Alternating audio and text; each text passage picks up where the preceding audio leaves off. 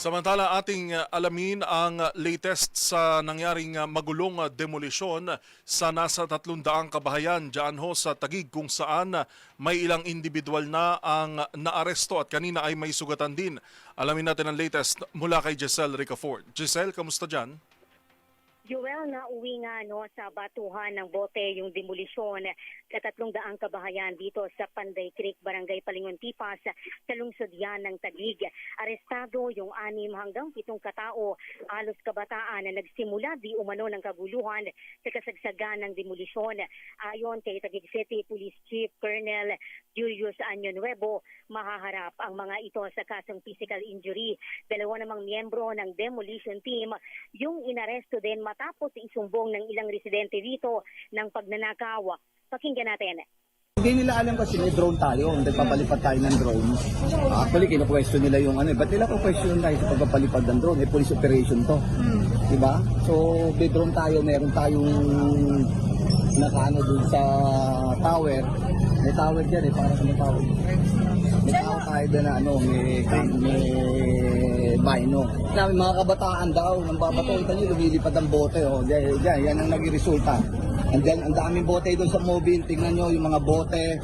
Meron pa silang pinipare na hindi ko alam kung anong tawag doon. Parang may mga sili na hindi ko pa nasusubukan. Subukan ko ilagay sa balat ko. 6 na katao naman yung nasugatan sa hanay ng demolition team batayan sa tala ng Wawa Fire Station.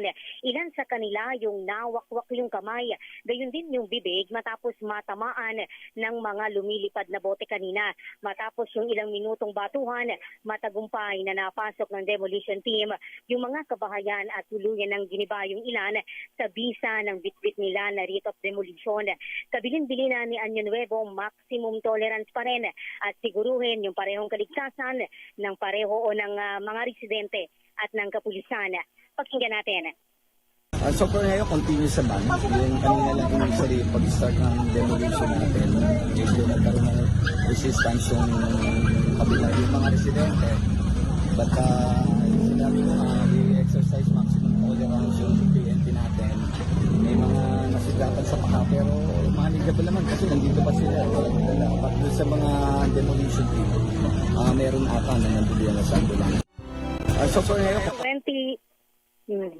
2012 para Uyuel nakatirik dito sa 17,000 square meters na private property na ito, yung 3 kabahayan na nabayaran na yung karamihan. Ilan sa mga bahay at negosyo dito na dinedemolish, naglalakihan at nasa 3 hanggang 4 na palapag. Nanindigan naman yung ilang residente dito na hindi raw nila lilisanin itong lugar. Pakinggan natin.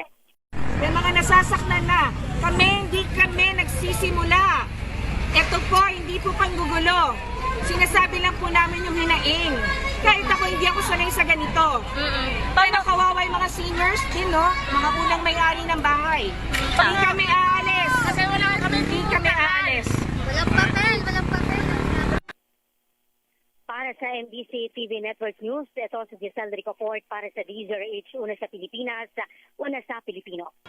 Live mula sa Taguig, maraming salamat at ingat, Giselle Ricafort.